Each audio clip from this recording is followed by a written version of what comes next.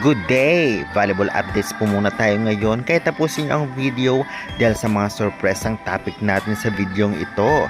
Siyempre, nasa thumbnail na yan kaya naman aasahan na manunood kayo hanggang matapos. Kaya before that guys, please naman, don't forget to like, comment, subscribe, and pahit the notification bell para lagi po kayong updated sa mga banggang video about sa volleyball dito sa Pilipinas.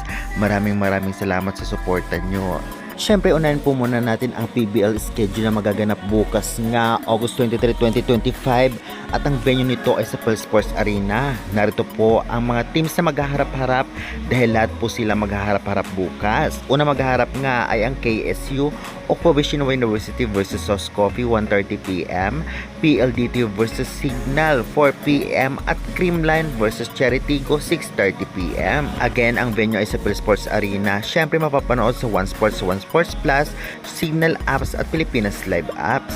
Hanggang ngayon naman ay talagang topic pa rin sa dalawang bansa ang trending na post nga o comment sa post sa Instagram ni Pimpy Chaya. Ito nga ang post ng isang fans galing Vietnam na nagsasabing play dirty daw at sabay sabi naman nitong si Pimpy Chaya na talaga namang I am a woman. Dahil dito umalma ang fans ng Vietnam na talaga namang syempre parinig ito kay Tuyen. Lalong-lalo pa lumabas ngayon ang issue sa mga Vietnamese na talaga namang may hindi babae naglalaro sa women's division nila, especially sa FIVB U21. Samantalang walang tigil pa rin ang training ngayon ng ALS Pilipinas Men's dahil sa paghahanda sa nalalapit ng FIVB World Championship na gaganapin dito sa Pilipinas. Sobrang lalakas pa naman ang kanilang makakaharap.